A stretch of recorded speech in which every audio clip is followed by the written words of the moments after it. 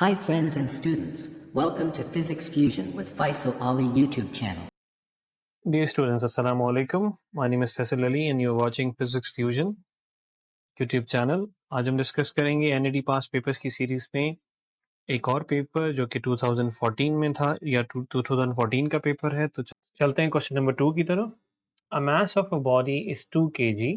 अगर आप मास को आइडेंटिफाई करें तो मास 2 kg है। Initially it moves with 1 metre per second speed के साथ इनिशियली मूव कर रही है।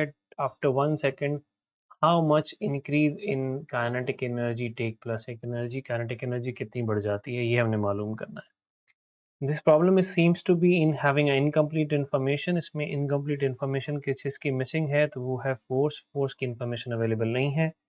फोर्स की जो वैल्यू आप सपोज करेंगे उसकी अकॉर्डिंगली कोई ना कोई आपको आंसर मिल जाएगा। लेकिन अगर हम इसके सॉल्यूशन पे जाएं तो इसका सॉल्यूशन बहुत सिंपल होगा अगर आपको फोर्स गिवन हो। जैसे कि मास अगर 2 kg है, इनिशियल वेलोसिटी 1 मीटर पर सेकेंड है, टाइम 1 सेकेंड है, तो अगर फोर्स हम सपोज कर लें कि 2 न्यूटन है लेट, तो एक्सेलेरेशन न्यूटन के सेकंड लॉ से आपको मिल जाएगी 1 मीटर पर सेकेंड स्क्वायर।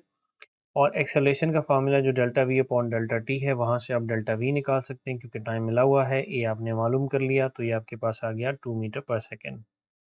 उसके बाद इसी डेल्टा वी को आप चेंज इन काइनेटिक एनर्जी मालूम करने के लिए इस्तेमाल कर सकते हैं और आप फार्मूला लगाएंगे 1/2 m डेल्टा वी का होल स्क्वायर। आपके पास 1/2 तो अपनी जगह पे ऐसे रहेगा। मास की वैल्यू 2 है और डेल्टा वी की वैल्यू भी 2 है। अब डेल्टा वी की वैल्यू 2 है तो आप स्क्वायर करेंगे तो ये 4 हो जाएगा। तो जब आप डिवाइड करेंगे ये will come out to be 4 joule. 4 joule इसका आंसर आएगा अगर आप फोर्स सपोज करते हैं 2 न्यूटन। अगर आप डिफरेंट फोर्स सपोज करते हैं then you can have a different answer. तो इसलिए इसमें फोर्स की इन्फॉर्मेशन होना ज़रूरी था जो कि इसमें मिसिंग है। मे बी इस क्वेश्चन जिस तरह कन्वे हुआ है विद टाइम उसमें ये मिसिंग हो गई है या पेपर में कोई टाइपिंग मिस्टेक थी। तो फोर्स की इन्फॉर्मेशन आपको इसको सॉल्व करने के लिए चाहिए। अगर आप थर्ड क्वेश्चन को देखें तो थर्ड क्वेश्चन में क्वेश्चन ये है कि loudness of a sound depends A intensity, B amplitude, C frequency और डी है आपके पास इम्पल्स। तो आपसे पूछा गया है कि जो आपकी लाउडनेस है वो किस चीज़ पे डिपेंड करती है। तो लास्ट जो पेपर जो हमने सॉल्व किया था उसमें भी हमने डिस्कस किया था कि जो लाउडनेस है basically it is directly proportional to log of intensity. तो सिर्फ ये इंटेंसिटी पे डिपेंड करती है, तो इसका ऑप्शन आपके पास ए होगा। उसके बाद हम आते हैं beats are the resultant of A resonance, B intensity variation, C amplitude variation, जी जो है वो है नन ऑप्शन। अगर आप नंबर ऑफ बीट्स की बात करें, if you are talking about the number of beats, तो नंबर ऑफ बीट्स बराबर होता है चेंज इन फ्रीक्वेंसी के। अब यहाँ पे फ्रीक्वेंसी का कोई ऑप्शन ही नहीं है लेकिन ये एम्पलीट्यूड वेरिएशन का है। अब हमें पता है कि बेसिकली जो दो वेव्स आपस में इंटरफेयर करती हैं तो उनका जो डिफरेंट एम्पलीट्यूड होता है बेसिकली उसी की वजह से उनके जो नंबर ऑफ बीट्स हैं वो हाई और लो साउंड्स हैं वो पैदा होते हैं। तो इसलिए जो बेस्ट पॉसिबल आंसर है वो एम्पलीट्यूड वेरिएशन होना चाहिए। बिकॉज वो पूछा है कि बीट्स किस वजह से बनते हैं, सिर्फ फ्रीक्वेंसी वेरिएशन से नहीं बनते। Beats basically different amplitude variation से बनते हैं। The colour light can be determined by frequency, amplitude, impulse and velocity. ये तीन लास्ट के जो ऑप्शन हैं इन तीनों रेलेवेंट नहीं है। Frequency is the relevant option. उसके बाद हम आते हैं स्पीड ऑफ लाइट पे। तो स्पीड ऑफ लाइट जो होती है वो होती है 3 इंटू 10⁸ मीटर पर सेकेंड। कोई भी ऑप्शन इसको इंडिकेट नहीं कर रहा तो we will go with the option D none. तो इसका ऑप्शन जो है वो डी होगा। उसके बाद हम आगे चलते हैं। Two similar charges repel each other with the force of 32 into 10⁴ newton and the distance between them is 2 metre. What will be the amount of charge on each body. तो फोर्स आपको given है, let me open the pointer.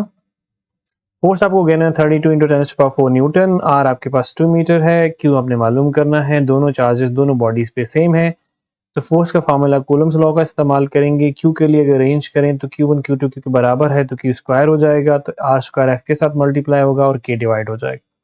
K की value होती है 9 into 10⁹ अगर आप Q square के लिए इसको सॉल्व करें तो आपका जवाब आएगा 14.22 इंटू 10⁻⁵ कूलम स्क्वायर।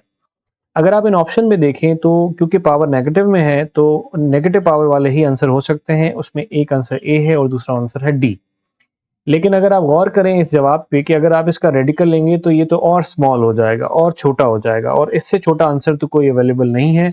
तो क्वेश्चन के अंदर मेरे ख्याल में उन्होंने टोटल चार्ज की शायद बात कर रहे हैं, तो इसके अकॉर्डिंगली आपका जो जवाब है वो ए होना चाहिए। मतलब हम सपोज करेंगे कि they are talking about C square, तो वो जवाब आएगा 14.22 इंटू 10⁻⁵। उसके बाद आप आते हैं क्वेश्चन नंबर 8 पे। The focal length of lens is 20 centimetre. ये सवाल पिछले पेपर्स में भी रिपीट हुआ है। 20 सेंटीमीटर आपके पास फोकल लेंथ है। इमेज जो साइज है वो 2 टाइम्स ऑफ ऑब्जेक्ट साइज है। हमें डिस्टेंस बताना है ऑब्जेक्ट का। फॉर दिस आपके पास फोकल लेंथ 20 है, मैग्निफिकेशन फैक्टर जो है वो 2 है। तो अगर आप मैग्निफिकेशन फार्मूले से Q को P की फॉर्म में कैलकुलेट करना चाहें तो Q बराबर हो जाएगा 2P के, और P भी है, यही हमें मालूम करना है। 1/f is equal to 1/P plus 1/Q, ये आपका फॉर्मूला होता है, ये बेसिकली आपका फॉर्मूला है। Q की जगह आप लिख सकते हैं 2P। जब Q की जगह आपने 2P वैल्यू रखी, आप एलसीएम लेंगे, तो F की जगह आप अपनी वैल्यू पुट करें 1/20 इज इक्वल टू एलसीएम लेंगे तो ये हो जाएगा ऊपर 2 + 1 फ्रॉम हियर। अगर आप यहाँ से इसको ट्रांसलेट करेंगे तो ये बन जाएगा 3/2P, और अगर आप P के लिए कैलकुलेट करेंगे तो 30 centimetre will be the your answer. और आपका जो B ऑप्शन है वो बेसिकली करेक्ट ऑप्शन है। उसके बाद हम आते हैं क्वेश्चन नंबर 9 पे। Question number 9 is an straight forward question. Coefficient of friction जो है, अब फ्रिक्शन का कोएफिशिएंट बेसिकली उसका फॉर्मूला होता है limiting friction divided by reaction force. दोनों फोर्सेस होती हैं, तो यूनिट लेस होगा तो हम इसको कहेंगे नन। इसका कोई यूनिट यहाँ पे आपके पास इसका कोई यूनिट नहीं।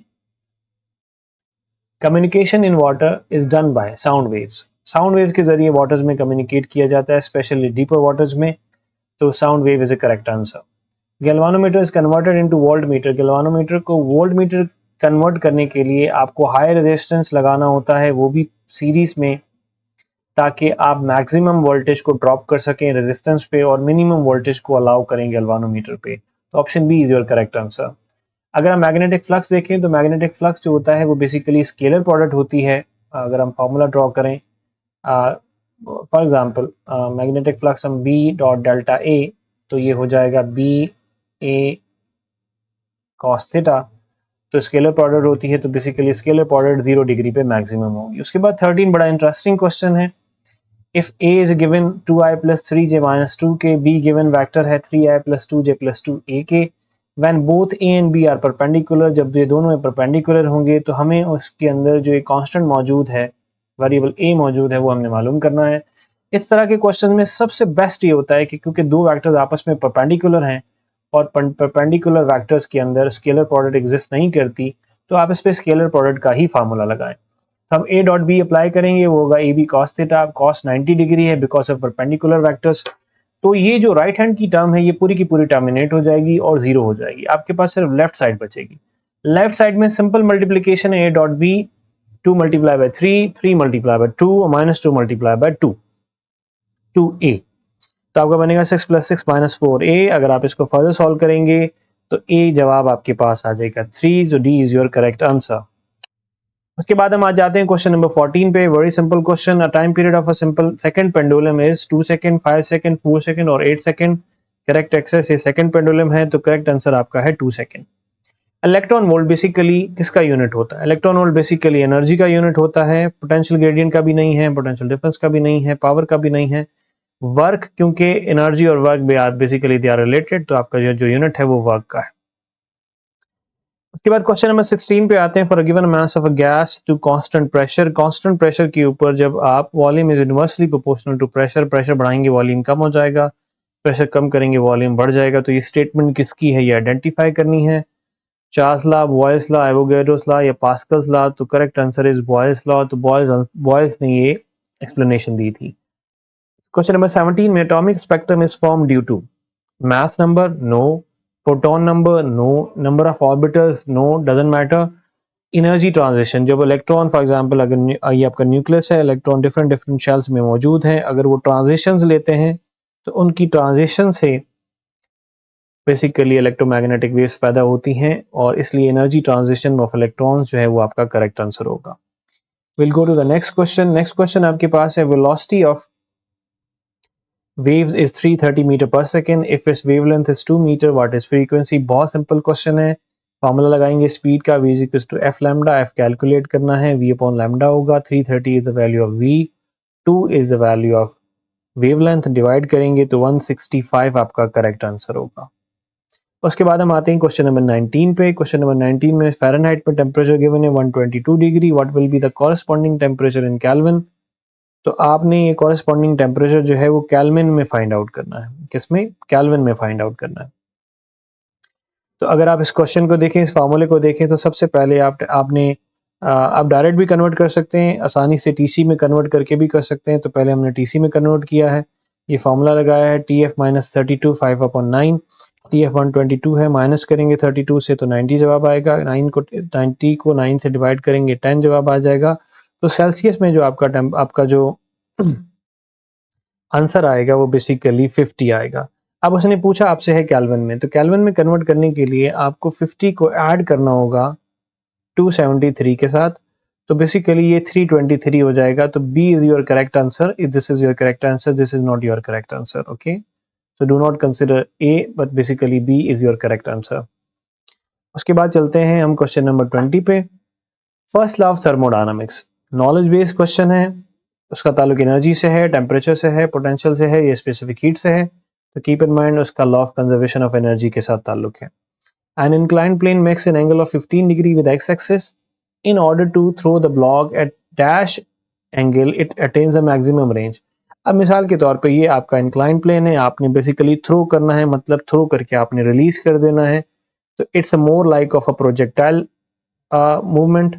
तो इस केस में मैक्सिमम जो आपको डिस्टेंस मिलेगा हॉरिजॉन्टल, जिसे रेंज कहते हैं, वो 45 डिग्री के एंगल पे मिलेगी।